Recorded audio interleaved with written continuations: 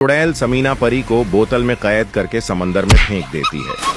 समीना परी बोतल के अंदर कैद समंदर की लहरों से टकरा रही होती है, लेकिन कुदरत को कुछ और मंजूर होता है। उसी समंदर के किनारे पर अनाया और शेरू खेल रहे होते हैं। तभी अनाया और शेरू उस बोतल को देख लेते हैं जिसमें समीना परी कैद होती है। ये मंजर देखकर दोनों बहुत हैरान हो जाते हैं। अनाया तुरंत बोतल खोलकर समीना परी को आजाद कर देती है। फिर समीना परी अनाया से मदद मांगने लगती है और कहती है, समंदर के बीच हमारा एक बहुत खूबसूरत राज्य था, लेकिन एक दिन एक चुड़ैल ने अपने जादू से हमारा राज्य देख लिया। उसे लगा कि अगर वो हमारे राज्य से कुछ पा ले तो और ज्यादा शक्तिशाली हो जाएगी। फिर चुड़ैल समंदर के किनारे आई और नाव पर बैठकर कुछ दिनों के सफर के बाद हमारे राज्य के करीब पहुंच गई। थोड़ी ही देर में वो हमारे राज्य में दाखिल हो गई। मैं और सुमायरा परी ने उस चुड़ैल को देख लिया और उसे रोकने की पूरी कोशिश की, लेकिन हम रोक नहीं पाए। फिर उसने सुमायरा परी को घायल कर दिया और मुझे अपने जादू से बोतल में बंद करके समंदर में फेंक दिया।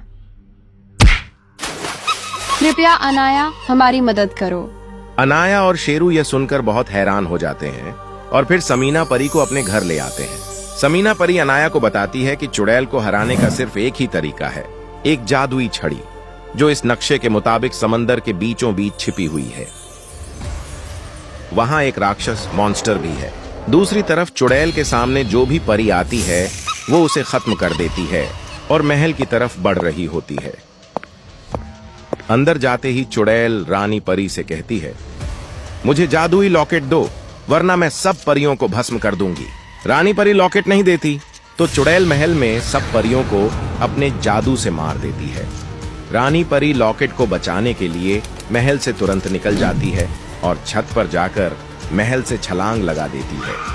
नीचे जोर से गिरती है। फिर किरण और इरम परी उसके पास आती हैं और उसे पकड़कर एक छोटे से घर ले जाती है। वहां एक बुजुर्ग औरत रानी परी की मरहम पट्टी करती है। फिर रानी परी जादुई लॉकेट निकालकर किरण परी को देती है और कहती है, तुम ये लॉकेट अनाया तक पहुंचाओ, वो और कोई नहीं मेरी बेटी है। किरण परी यह सुनकर हैरान हो जाती है और कहती है, नी परी, मैं हर हाल में ये लॉकेट अनाया तक पहुंचाऊंगी। फिर लॉकेट लेकर किरण परी निकल पड़ती है। समंदर के किनारे पहुंचकर वो अपनी दोस्त डॉल्फिन को बुलाती है और उसे लॉकेट दे देती है। डॉल्फिन समझ जाती है और तुरंत लॉकेट लेकर अनाया की तरफ तैरने लगती है। दूसरी तरफ अनाया वो नक्शा लेकर जादुई छड़ी पाने के लिए निकल पड़ती है। कुछ देर बाद वो समंदर के किनारे पहुंच जाती है। तभी समंदर से डॉल्फिन बाहर आती है और अनाया को लॉकेट देकर सब कुछ बता देती है। अनाया उस लॉकेट से समंदर में जाने का रास्ता बनाती है। लॉकेट पहनकर वो और भी ज्यादा शक्तिशाली हो जाती है। फिर अनाया और शेरू दोनों समंदर के अंदर जाकर एक नई दुनिया देखकर हैरान रह जाते हैं।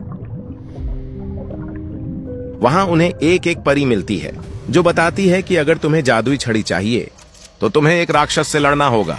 अनाया और शेरू दोनों आगे बढ़ते हैं और उस जगह पहुंचते हैं जहां एक बड़ा राक्षस छड़ी वाले बॉक्स के पास बैठा होता है। राक्षस अनाया को देखते ही बॉक्स छुपा देता है और उस पर हमला करता है, लेकिन अनाया जादुई लॉकेट से उस पर हमला करती है। राक्षस बॉक्स लेकर भागता है, लेकिन अनाया अपने जादू से उसे हरा देती है। बॉक्स खोलते ही अनाया जादुई छड़ी निकालती है और भी ज्यादा शक्तिशाली हो जाती है। छड़ी लेकर अनाया और शेरू वापस ऊपर आ जाते हैं। एक छोटी सी नाव पर बैठकर अनाया, शेरू और समीना परी राज्य की तरफ निकल पड़ते हैं। कुछ देर बाद वो किनारे तक पहुंच जाते हैं। रास्ते में उन्हें कुछ परियां जंगल में कैद दिखती हैं, जिन्हें अनाया जादू से आजाद कर देती है। आगे बढ़ते हुए कुछ और जानवर भी मिलते हैं जिन्हें चुड़ैल ने कैद किया होता है। अनाया सबको आजाद कर देती है। फिर अनाया उस घर तक पहुंचती है जहां रानी परी होती है। अंदर जाते ही रानी परी अनाया को देखकर बहुत खुश होती है और उसे जोर से गले लगा लेती है। दूसरी तरफ चुड़ैल काले जादू से परियां बनाती है और उन्हें लॉकेट ढूंढने भेज देती है। वो परियां लोगों के घर जला रही होती हैं, सब कुछ तबाह कर रही होती है। फिर अनाया आती है और अपनी जादुई छड़ी से सब परियों को खत्म कर देती है। फिर जादू से सब घर पहले जैसे कर देती है। फिर अनाया महल के अंदर जाती है जहां चुड़ैल जादू कर रही होती है। अनाया उस जादू को रोकती है। फिर अनाया और सब परियां मिलकर एक साथ चुड़ैल पर जादू करती है। चुड़ैल कमजोर होकर नीचे गिर जाती है। अनाया चुड़ैल की छड़ी लेकर और भी ज्यादा शक्तिशाली हो जाती है। फिर अनाया चुड़ैल को बोतल में बंद करके समंदर की गहराइयों में फेंक देती है।